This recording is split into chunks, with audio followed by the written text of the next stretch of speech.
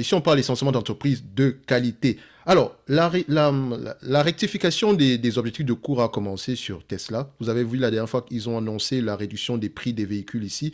Donc, normalement, sur la dernière vidéo concernant Tesla, il semble-t-il que je parle beaucoup de Tesla ces temps-ci.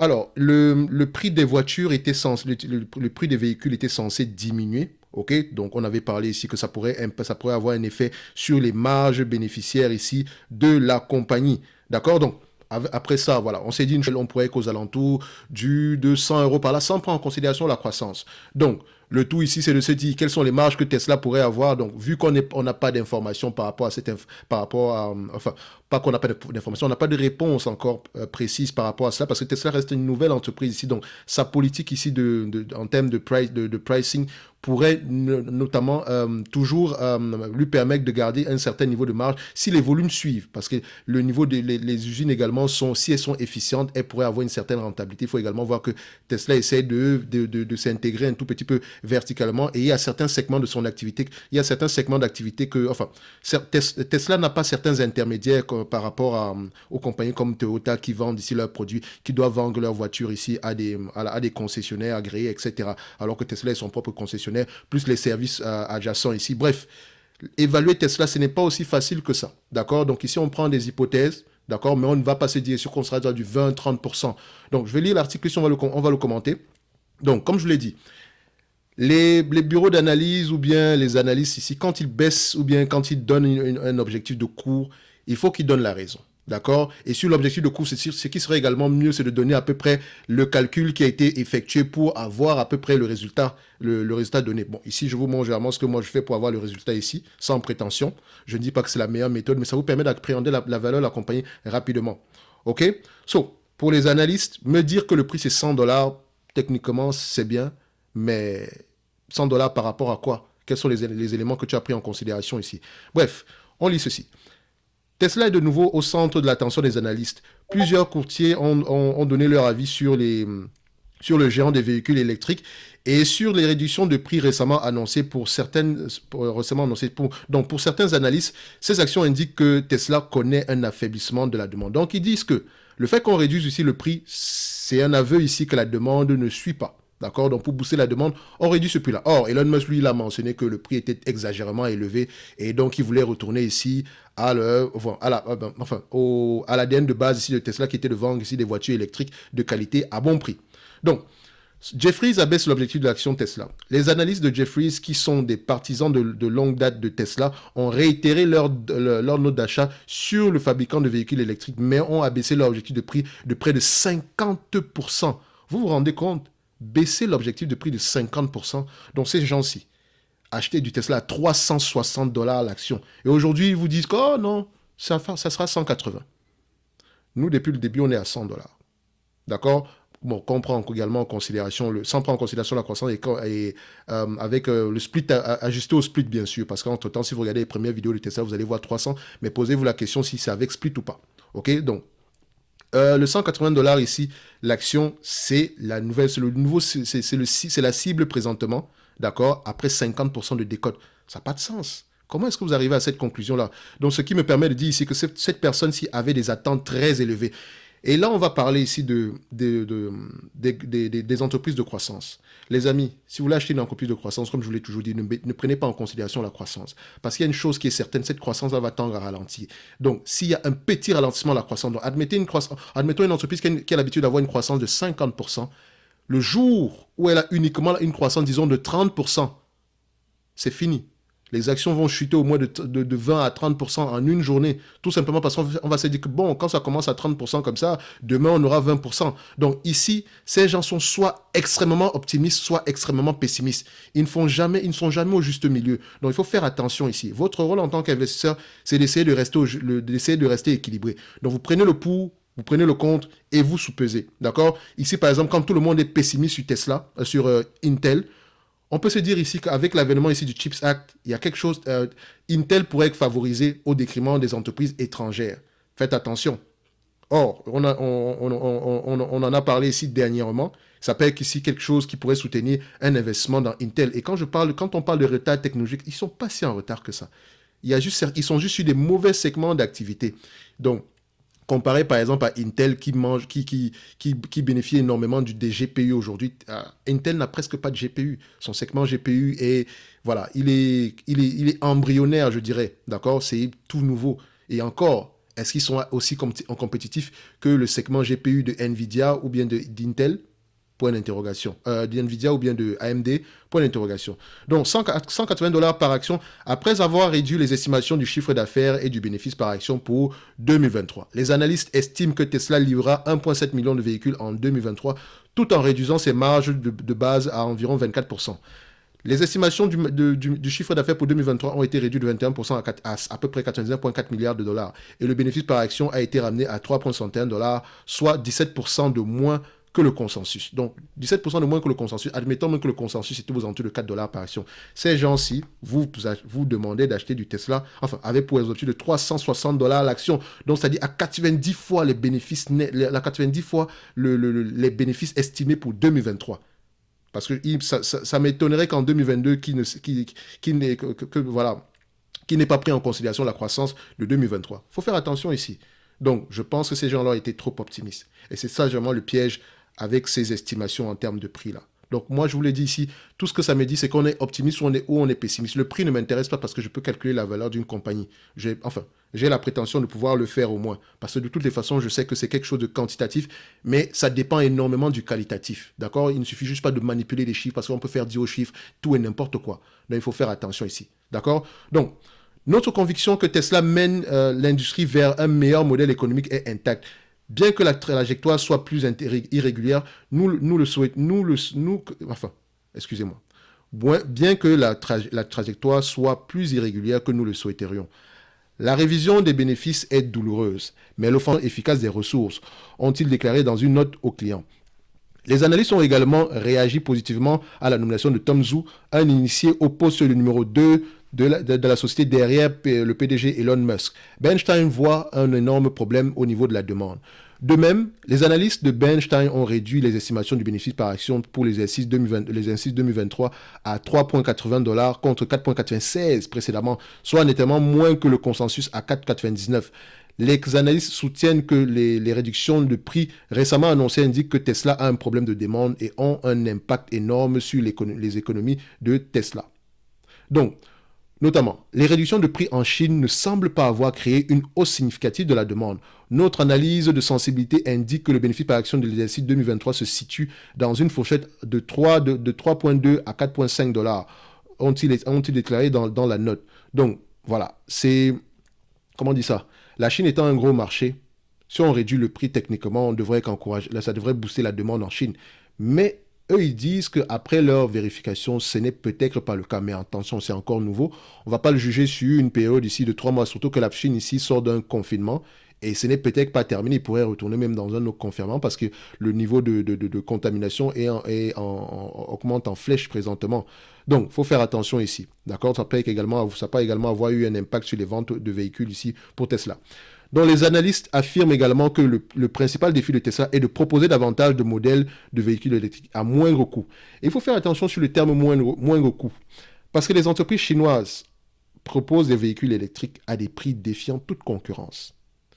Il y a un article ici qui vient du Wall Street Journal que je n'ai pas juste choisi de lire ici parce qu'il est assez long, mentionnant le fait qu'en Thaïlande, les voitures électriques, c'est pas des Tesla qu'on va acheter en premier lieu, c'est avant tout des entreprises chinoises. Est-ce que si ces voitures-là arrivent en Europe, d'accord, arrivent à proposer une offre, une offre, voilà, un produit qui pourrait intéresser le marché européen, il y a de fortes chances, que les entreprises, les entreprises comme Stellantis, Volkswagen, enfin, dans une certaine mesure, parce que les Volkswagen sont situés à des certains niveaux, les entreprises comme Stellantis, Stellantis et Renault souffrent un tout petit peu.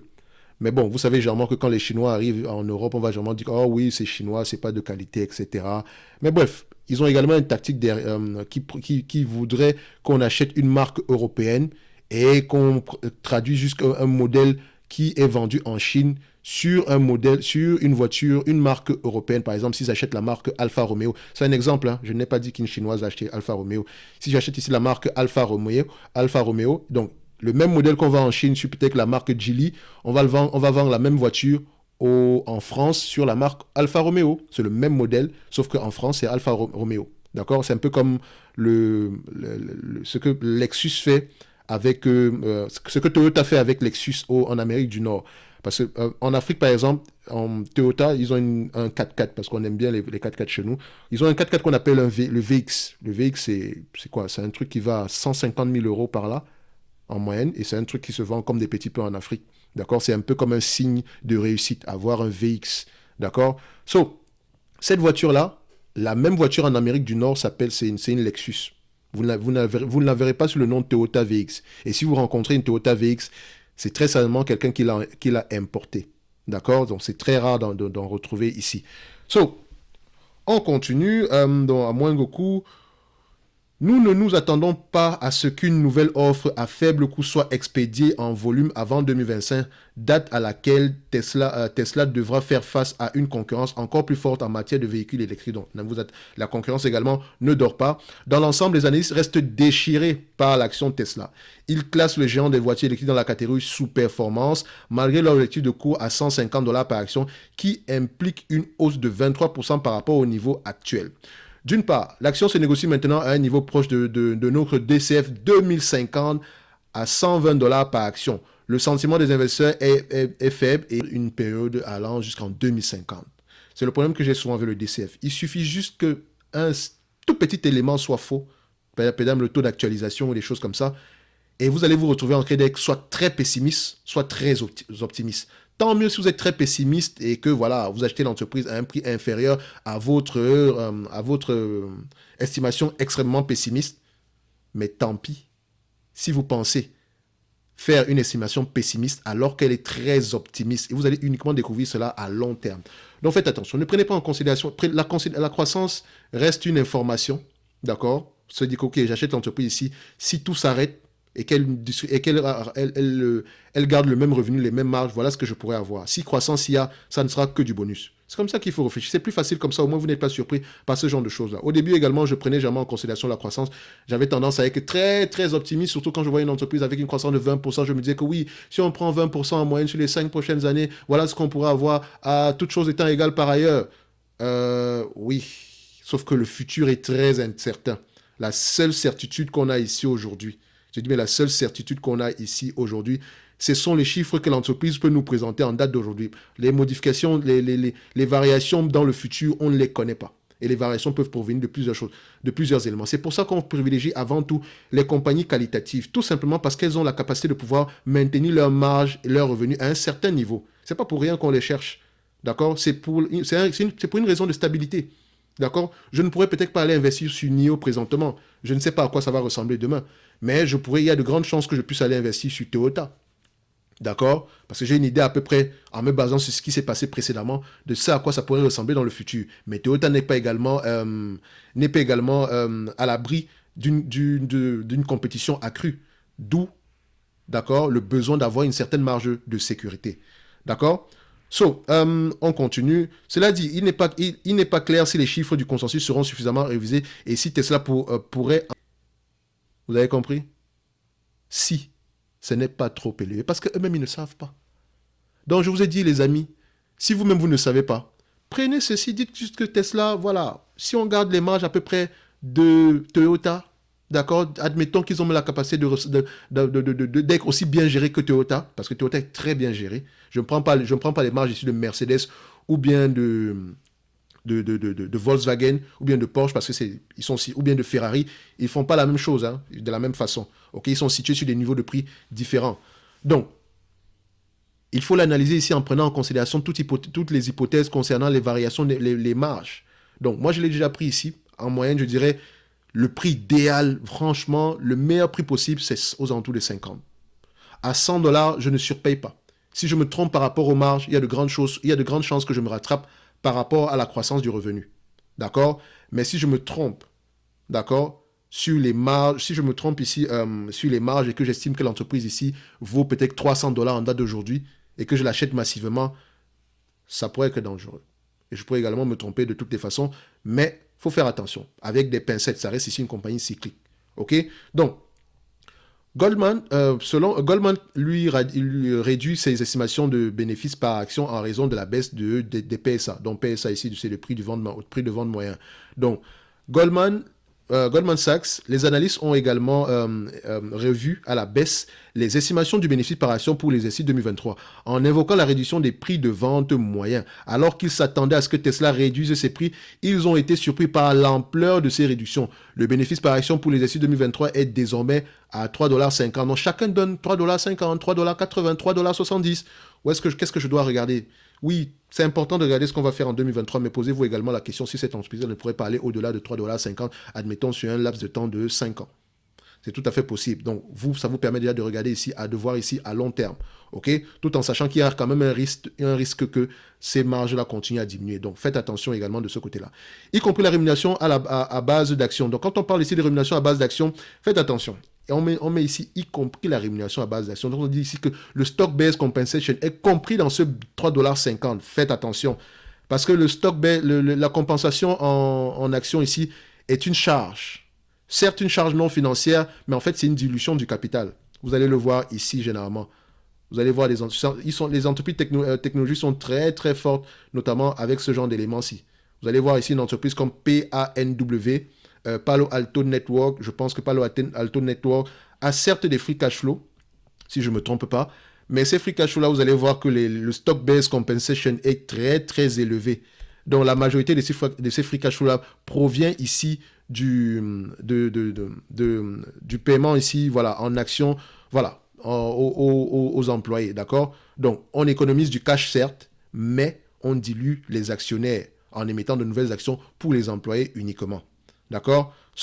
On peut voir ça ici en termes de free cash flow. Ça fait très longtemps que je ne l'ai pas étudié, cette compagnie. Ici, c'est une flèche, d'accord? Ça peut être intéressant pour vous, mais n'oubliez pas que présentement, elle est encore en croissance. Donc, en date d'aujourd'hui, en termes de free cash flow, vous allez pouvoir avoir ceci, mais ces free cash flow-là, si vous regardez bien ici, si on me donne l'information stock-based compensation, je vais voir ça ici, stock-based, où est-ce que preferred stock, reprochage, stock-based compensation, on a ça ici comme information. Total. OK. On va le mettre ici. Voilà. J'espère qu'on va me donner la bonne information si je ne me trompe pas. Voilà. Donc, je ne pense pas que ce soit le 121 ici. Mais bon, vous pouvez toujours aller vérifier ça ici. Il me semble qu'on soit à un niveau un peu plus élevé que ça. N'empêche que c'est quelque chose à ajuster quand on prend en considération les free cash flow. D'accord? Je ne dis pas que dans le futur, ça ne va pas diminuer, mais voilà, c'est quelque chose à ajuster en conséquence. OK? Donc, on revient ici. Je pense que y compris le stock based, donc un véhicule Tesla entraînera probablement une baisse des bénéfices.